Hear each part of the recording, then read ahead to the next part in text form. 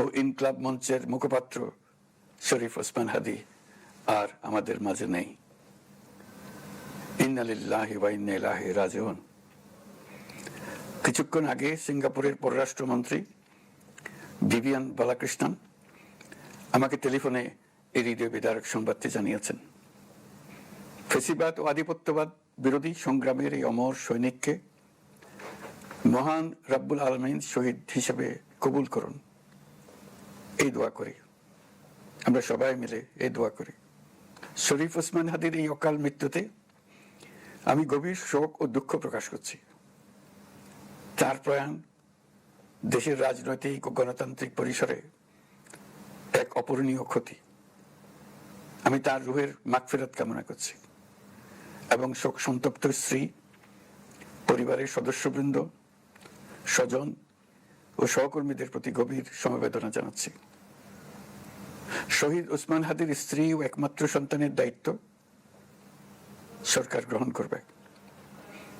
শহীদ শরীফ ওসমান হাদীর অকাল মৃত্যুতে আগামী শনিবার একদিনের রাষ্ট্রীয় শোক ঘোষণা করছি।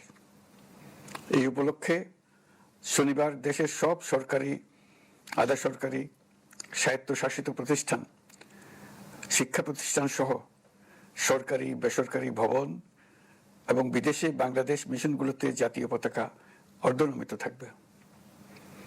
একই সাথে আগামীকাল শুক্রবার বাদ জুমা দেশের প্রতিটি মসজিদে শহীদ ওসমান হাদীর রুহের মাগফিরাত কামনায় বিশেষ দোয়া ও মোনাজাতের আয়োজন করা হবে। আপনারা তাতে শরীক হন। অন্যান্য ধর্মের উপাসনালয়গুলোতেও আয়োজন হবে বিশেষ প্রার্থনার। আমি বিশেষ কৃতজ্ঞতা জানাই সিঙ্গাপুর সরকারের প্রতি। তারা হাদীর চিকিৎসায় অত্যন্ত আন্তরিকতা ও পেশাদারিত্ব দেখিয়েছেন।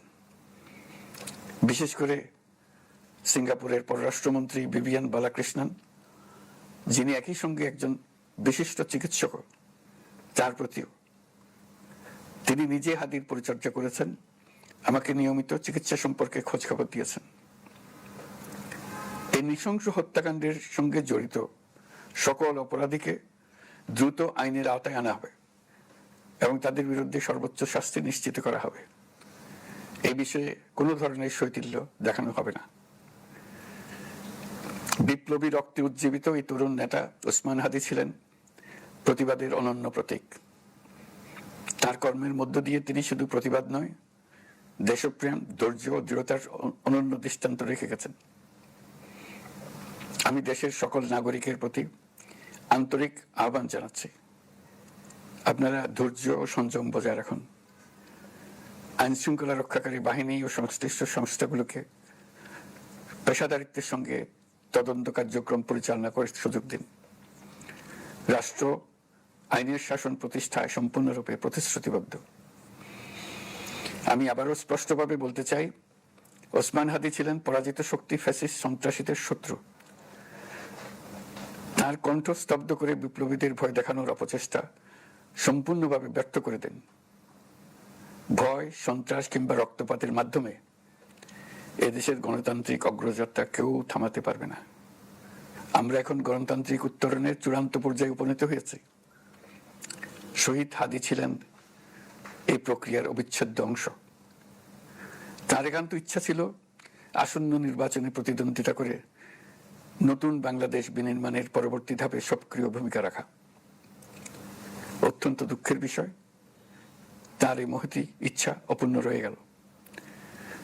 তার স্বপ্ন বাস্তবায়নের দায় আজ সমগ্র জাতির কাঁধে ন্যস্ত। আগামী দিনগুলোতে আমাদের সবাইকে ধৈর্য, সংযম, সাহস ও দূরদর্শিতার সঙ্গে এগিয়ে যেতে হবে, যাতে নির্বাচন ও গণতন্ত্রের শত্রু ফ্যাসিস্ট সন্ত্রাসী অপশক্তিকে চূড়ান্তভাবে পরাজিত করা যায়। এই শোকের মুহূর্তে আসুন আমরা শহীদ শরীফ ওসমান হাদীর আদর্শ ও ত্যাগকে শক্তিতে পরিণত করি,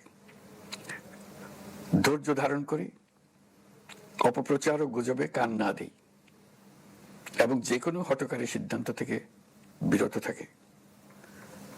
যারা দেশকে অস্থিতিশীল করতে চান তাদের ফাঁদে পা না দিয়ে আসুন আমরা সবাই ঐক্যবদ্ধভাবে গণতন্ত্র, ন্যায় বিচার ও গণমানুষের অধিকার প্রতিষ্ঠার পথে অবিচল পদক্ষেপে এগিয়ে যাই। এটাই হবে শহীদ হাদির প্রতি আমাদের প্রকৃত শ্রদ্ধা। আল্লাহ হাফিজ। শহীদ শরীফ ওসমান হাদির